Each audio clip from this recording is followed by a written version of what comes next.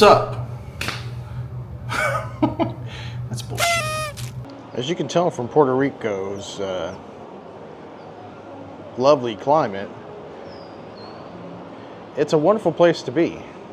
But getting here is somewhat of a challenge. All total, I think it was about 35 hours to get here from Anchorage, Alaska, which is quite a ways to go. So I thought that this episode would be a great way to start off things by telling you a little bit more about what I do when I travel and how I get to where I go and still remain sane. So let's try it out.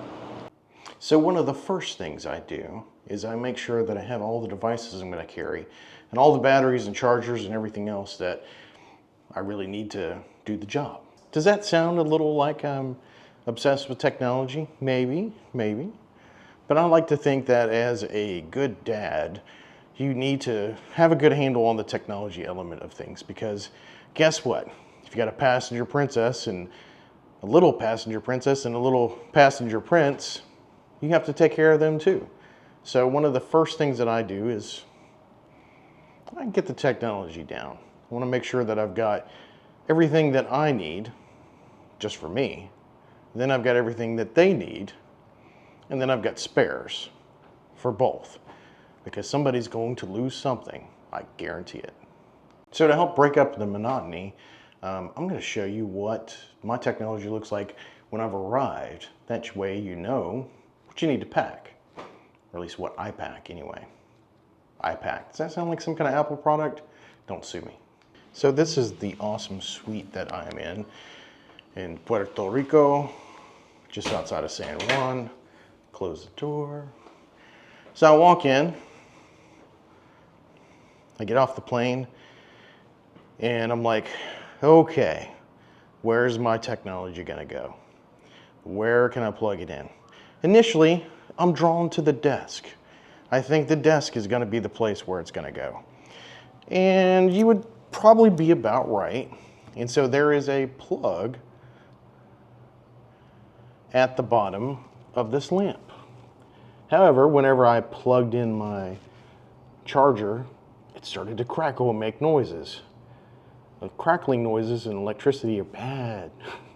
You don't want these things in your life. You don't need these things in your life. So this is not a good place. So if you follow the cords, this isn't a good spot either. It's also behind the couch. Not a good place to put your tech either. But what do? So if a desk isn't available, the next best place is the bed. Let's get to the bed.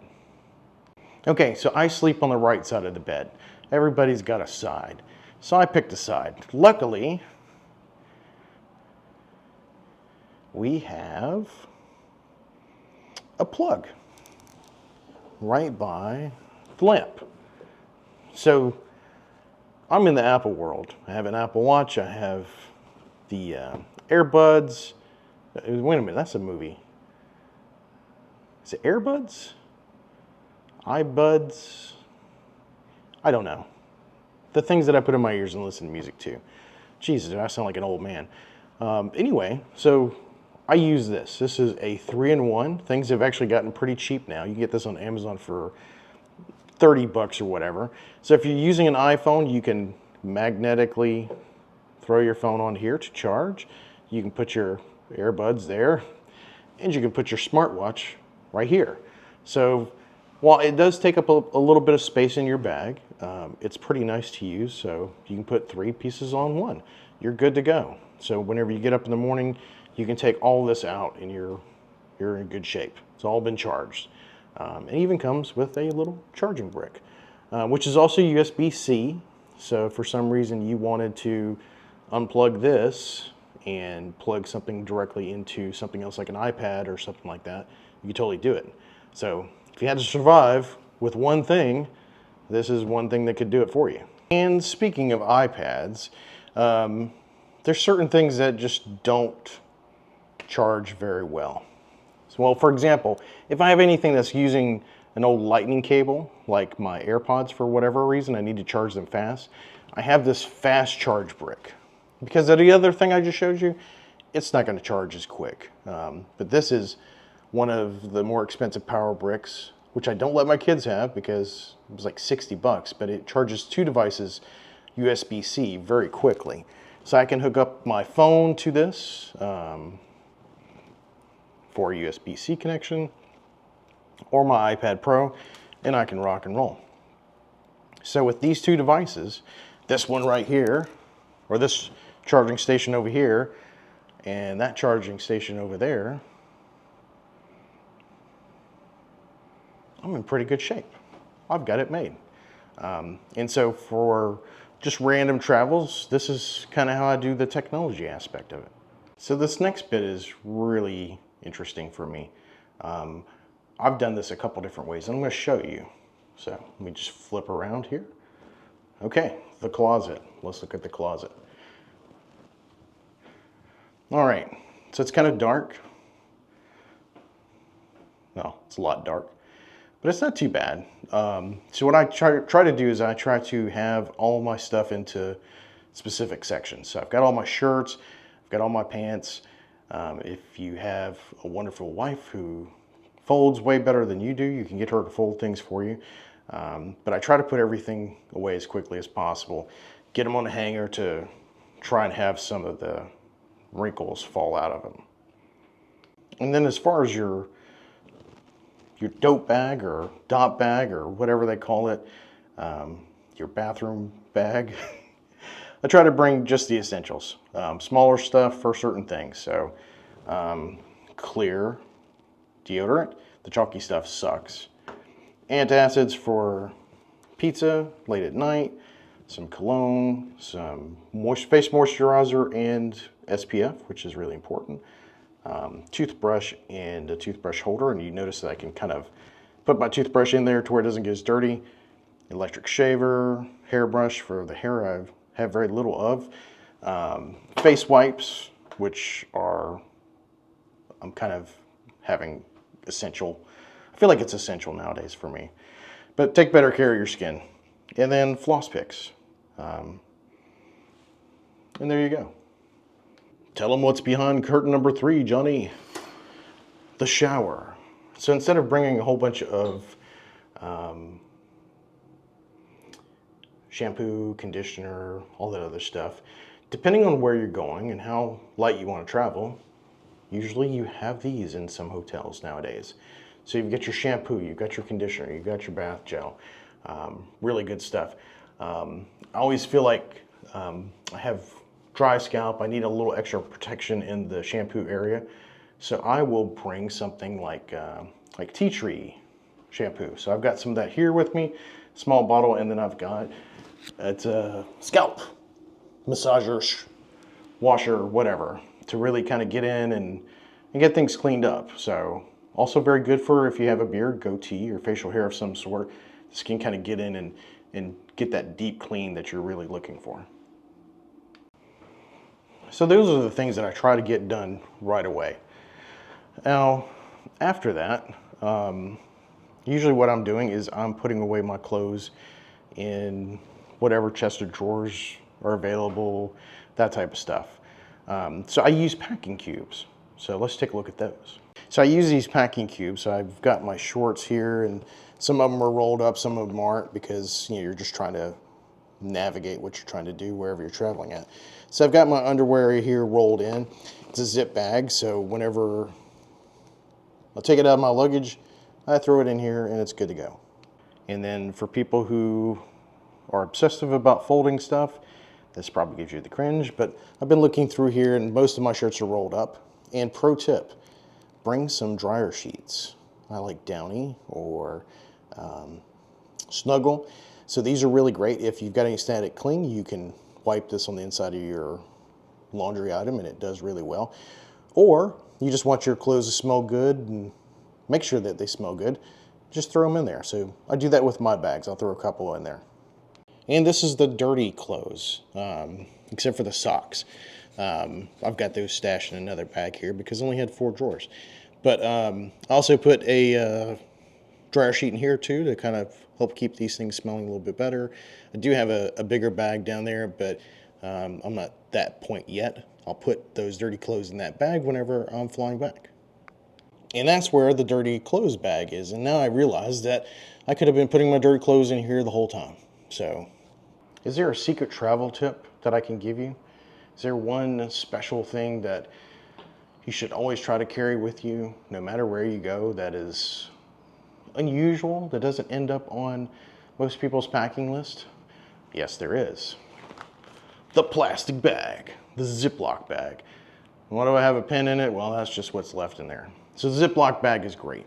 If you're gonna go outside in the water anywhere or whatever, or if you just want to make sure something for sure is not gonna get contaminated or smell bad or anything of the above, Ziploc bag is you're good to go. If you're also gonna be on the water, you can put your cell phone or your wallet or other documents in there and make sure that they're in good shape whenever you get there, or that they don't drown out in the water and get ruined. About bags, what about them? That's not my bag, baby. Well, I've got two bags, really, so let's show them to you. So this is what I fly with. And this is, this looks like a lot, but it's really not a lot. So I've got a Chrome Industries messenger bag. I think it's a Cadet Max. It's got basically two areas. You've got the front storage area with this zipper here. I added on this zipper pull to make it easier to get in and open. And then this main compartment here. So what I have in my bag, generally at all times, is I've got two things. Two critical things, I guess. One is like my flight essentials bag, which I'll show you in a minute what's in that. The electronic essentials bag, which is more like auxiliary cables and whatnot. One charging brick, fast charging, and somebody's vacuuming in the hallway. So you get to enjoy that too. Two charging cables, one for lightning and one for regular USB-C. Obviously your cell phone, sunglasses, camera bag for my DJI camera, my pair of regular glasses, and my iPad Pro. So there you go. So here's my flight essentials bag. So it looks like the other one, and I thought about having two black ones, but I figured when I was on a plane, it was in the dark and I needed to get something, this would be a better bag. It's a little bit more contrasty. So in here I have got everything that I probably could need or want to need on a plane or wherever I'm at. So if you've ever been on vacation or a hotel or something like that and you've had to buy Tylenol, Tylenol is like $5, $10. Or recently where I had to get a thing of deodorant, a thing of toothpaste, and a toothbrush, it cost me $30 in Seattle. So this is well worth the money. So I've got wipes, I've got antacids, I've got floss picks, I've got Band-Aids, Imodium, antacids, all the 9 yards in here, sanitizing wipes.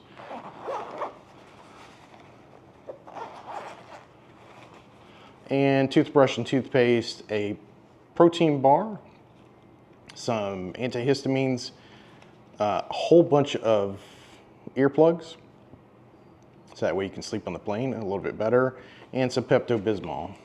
So normally, outside of the headphones, you really shouldn't need much out of here. Maybe the alcohol wipes, maybe.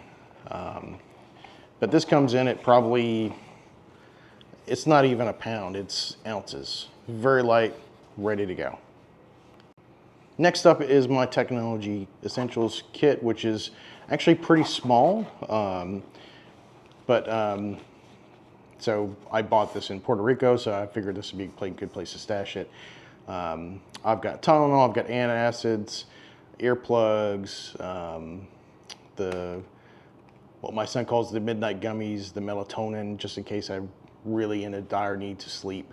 I like to put these things in multiple places because I don't ever want to be without them. Those are kind of big essentials. So while not necessarily technology, it's a backup to the backup, just in case. And then cords, I've got cleaning wipes for certain things, all kinds of stuff. And so normally these cords and this power brick would end up living in here. And so this is how I get it done. I take my iPad Pro, if I can grab it, stick it in the back. That goes in the second section there. This one goes on top of it. My DJI camera bag will go right here. And why do I not pack that is, well, if I'm gonna record something or lithium-ion batteries, you don't want to have those in your check bag. And then my sunglasses, which may or may not be in a case, depends on which sunglasses I'm using. Zip it up.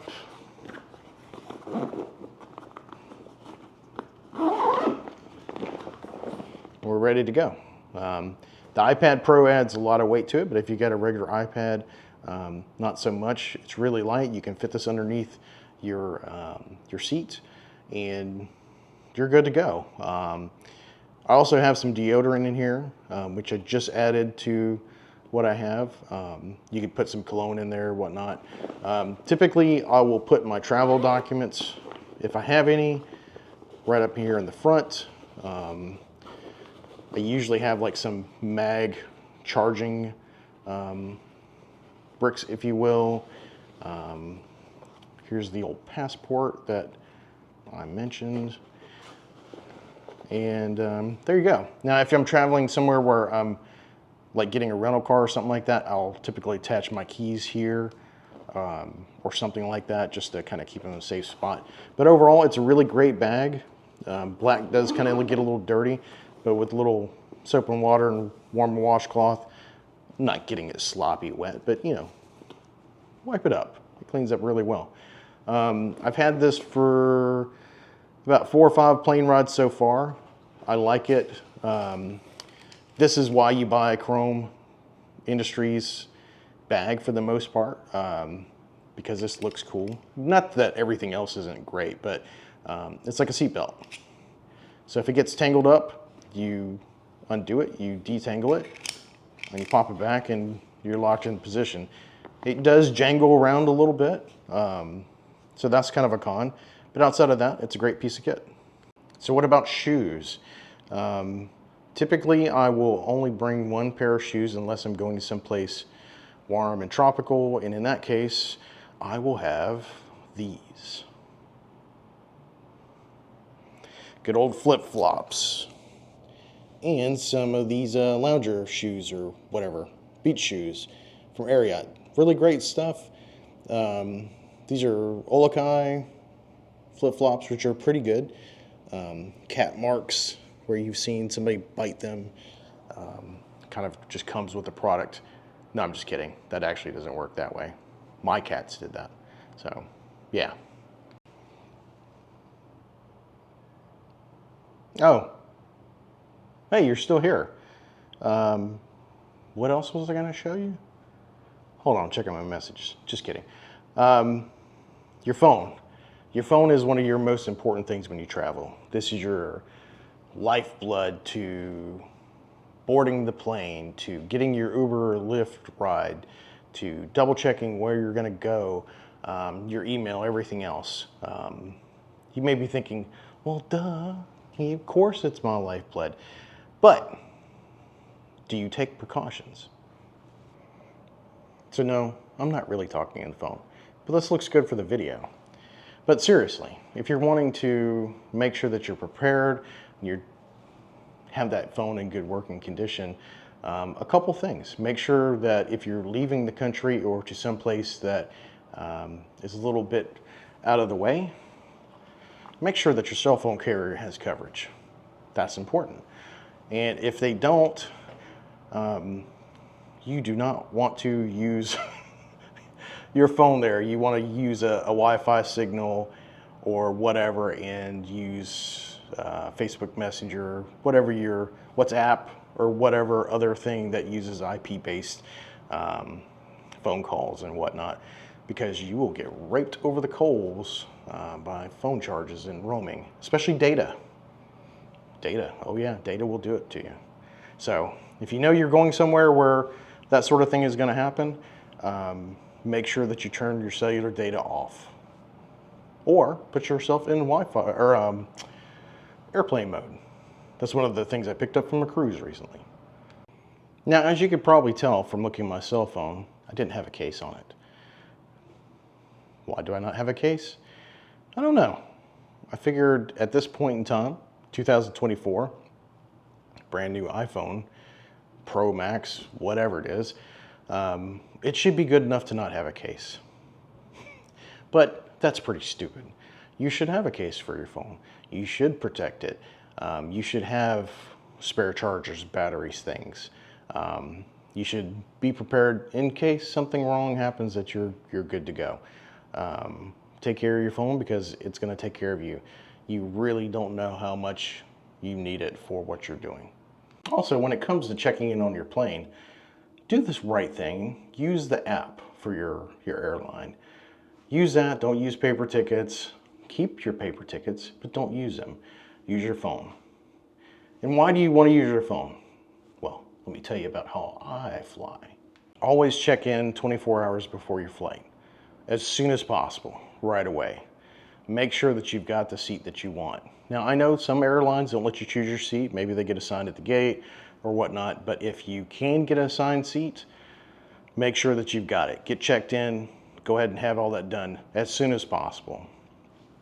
And if for whatever reason when you booked your flight, you didn't have the seat that you wanted, now is a great time to double check and see if there's another seat available, one that you want. And if there is, go ahead and get the seat that you want. And maybe you've changed your mind and maybe you want something a little bit better in the way of a seat. So now's also a really good time to do it. Fun fact, pro tip, all that stuff. You can do this even right up until you're boarding. And so sometimes people don't show up or maybe they've canceled or whatever. Maybe that seat's available. So it's always a good time and your apps are the best. Does that sound bad?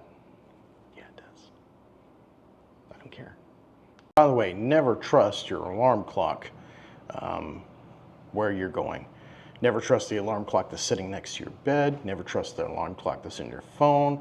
Always visually make sure that your phone is set to the right time zone and your alarm is actually going to go off. I'm super paranoid about that. There's been a couple times where my phone didn't go off, or for some dumb reason I did trust the alarm clock that was here and something just didn't work out. And luckily I never missed anything, but I was in a pretty big rush and it didn't necessarily work out so well for me. So always be on time, be a little early, and yeah, you'll be in good shape. Especially if you've got to get up early in the morning and you don't want to miss a flight. If you miss a flight in some foreign country and it's some way weird part of the world, it could be the difference between getting home today and getting home several days from now. So don't screw up. I'll tell you about investing in a good bag, but not today. Currently, I'm using a Traveler's Choice bag. I just got this, I think about 2 weeks ago, in anticipation of flying down here. And so far, it's worked out pretty good, but I can't really give a good, honest review just yet because I haven't made a complete round trip yet. But so far, here's what I will tell you about having a bag, some luggage, is don't go cheap. Well, I take it back.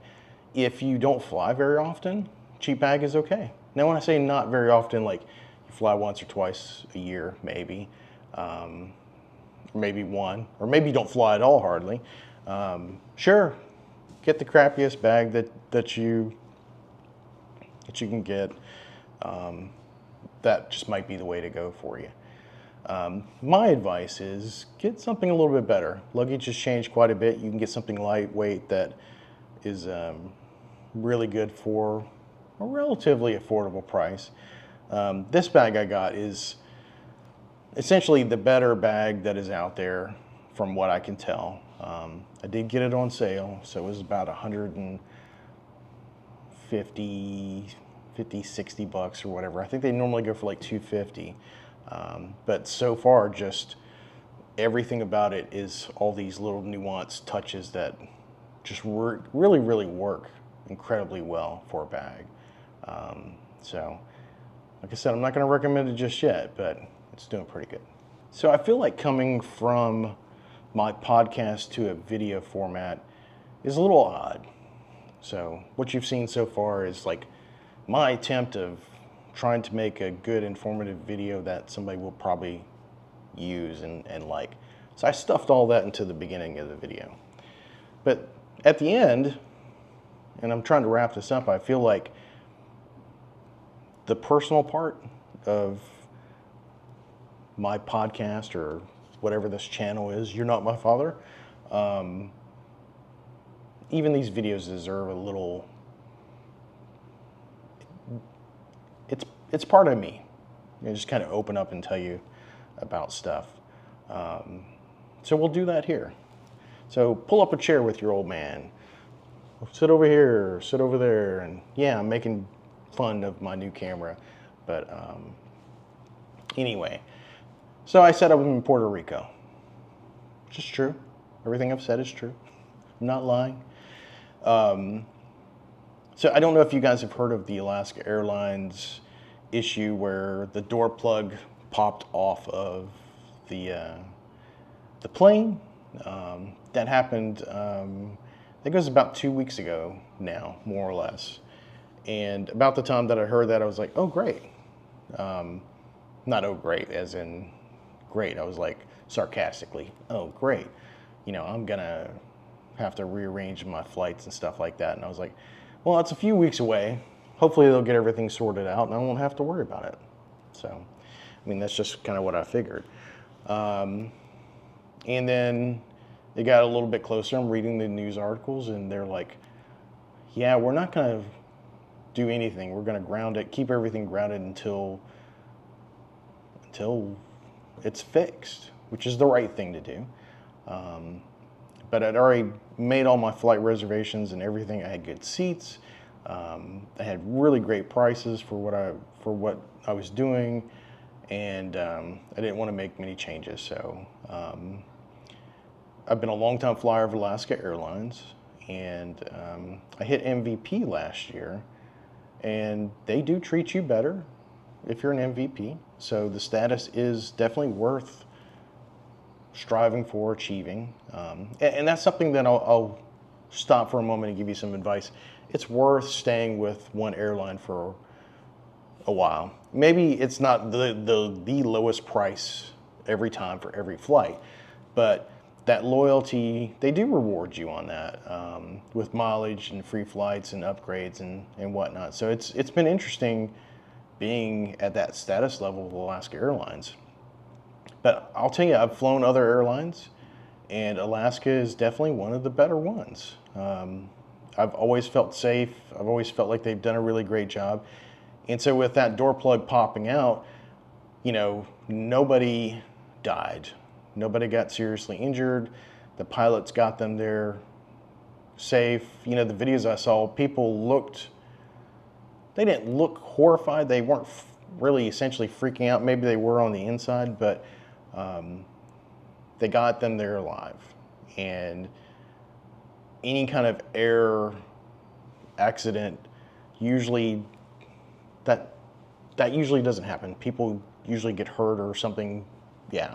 So, I mean, that was really impressive for me. So I didn't have any fears of, you know, that they wouldn't correct the problem. So anyway, long story short, I did have to reschedule some of my flight. And then they canceled it, and then I rescheduled again, and then it just wasn't working out. So finally I called them back, and I was like, is there something else we can do? So I got a non-MAX 9 plane that flew in the night before when I was supposed to leave Seattle to fly out. So I did that, spent the night in Seattle. And true story, I've flown into Seattle, through Seattle, literally probably at least 100 times or more. And I've never actually left the airport. And as a kid, I always wanted to go to Seattle. And, you know, my high school years, I was getting out of high school, getting to college right when grunge was happening. So the Seattle scene was was happening. At that time, my sister lived in Seattle, and my dad had lived in Seattle right before that, but I'd never been. And I really wanted to go really bad. And living in Alaska, I'm so close to it, and I fly in Seattle all the time. So you would think that I'd gone to Seattle and done all kinds of things. Wrong. Nope. And in this case, I got out of the airport and waited 30 minutes for a shuttle and went to an airport that was right by the airport and stayed there for 6 hours, slept, got up at 4 o'clock, got out, got back in SeaTac, and got on my plane and came on. So I didn't really experience Seattle. I'm going to count it as a one. I have visited Seattle, but I feel like if you haven't left the airport, you're a 0.5. And multiple trips to the airport really don't count. You're still at that 0.5 status. At least that's my thought about it. But yeah, so I flew out. I had a really long day. I got to Puerto Rico about 12:30 in the morning. So all total, it was like a day and a half of travel, which is a long time. It's a long time. So jet lag. I get jet lag all the time. The best way I can describe to get rid of jet lag is to just stay up. Don't fall asleep or whatever. Now, I didn't stay up at 12:30 all night. No, I'm not saying that. But like if the time is wonky and like you think, hey, I'm going to get a few hours of sleep and that'll be good, that's not really a good idea, at least not in my mind. Just go ahead and stay up and try to get into a routine sleep schedule as quickly as possible.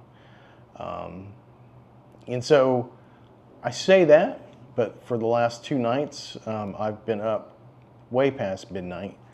Actually, for the past 3 nights, I've been up way past midnight. Even when I tried to get in early last night. And so it's a business conference, and you know, sometimes that's just the way it happens. You know, at this conference and this organization I'm a part of, the business networking is invaluable.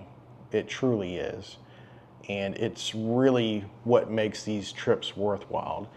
And honestly, the people here are really fun to hang out with. You've got people from all walks of life. I know a professional blues musician. I know authors. I know all kinds of people from different walks of life. It's really, really interesting. And I can't recommend this organization enough. And I enjoy it. I think this is, I can't tell you how many of these events I've been to, but it's helped my business. It's helped me personally grow. And this isn't a commercial, but it's just, I find it interesting that, you know, the opportunities that come about in business or from a work relationship can really change your life. It can enrich you. And if this sounds like an infomercial, give me the big thumbs down right now. But if this sounds like really good, honest advice, which I hope it is, the honesty part is 100% true. But if you find it valuable, I want you to give me a thumbs up. I want you to like this content. I want you to subscribe to it. You know, I'm hoping that this journey into video from podcasting, which has always kind of been my dream, is to do more videos, actually pans out. I'm going to make the camera pan because I'm a dad and I have dad jokes for you all night long.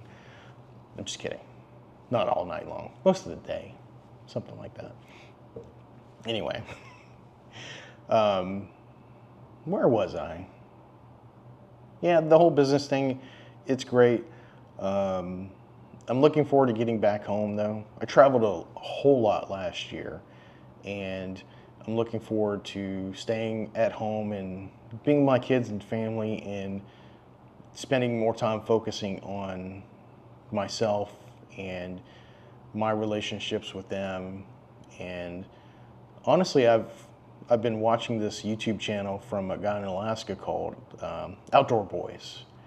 And I wasn't really expecting much from an Alaskan YouTube channel, but I've got to tell you, I've been watching the crap out of this channel. And I'm not the only one. So one of the guys I know outside of the office and outside of my personal life, church life, he's watching it.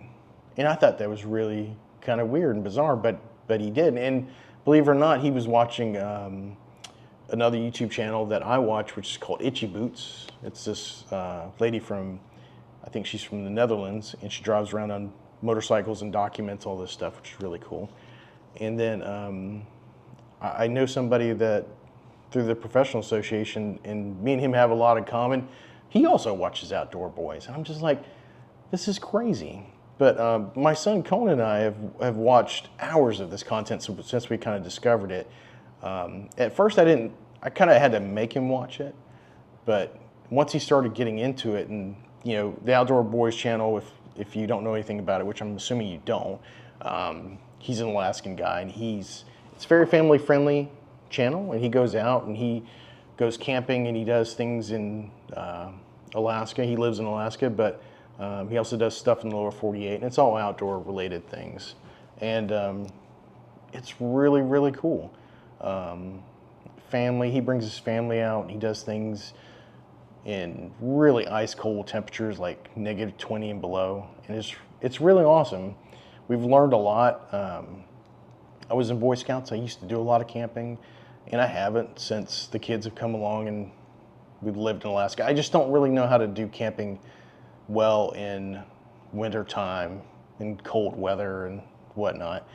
But I've learned a lot from his channel. And Conan has expressed a lot of interest in going camping now, which he used to not. We've gone camping a couple times, and he's like, kind of ambivalent towards it. But he's really liked it. So I'm looking forward to doing more of that this year, as soon as all the ice and snow goes away, because right now it's like -6 or -10, which is a far cry from where we're at right now, like 79 degrees in Puerto Rico. And if you're wondering if when I said far cry you thought of a video game, don't worry, I did too, because I'm also a gamer. But I need to wrap this up because I have to go to a reception in like 10 minutes. And yeah, so that's what life is like on the road here for me. I hope you learned something from this video. I hope maybe some of this inspires you to take some of this knowledge and go do something positive in your life. Because be positive. So I don't know who you are, where you're at, but I'm thinking about you. I love you. I think you're great. If you're watching my channel, you're the reason why I make these videos. You're the reason why I make these podcasts. The whole point of You're Not My Father is to really kind of be that surrogate father, that positive role model in your life, whether it's somebody that you just need to hear something positive from periodically, or you need to learn some very practical, straight to the point life wisdom, like how to shave. Lord help me whenever I try to do a video about shaving.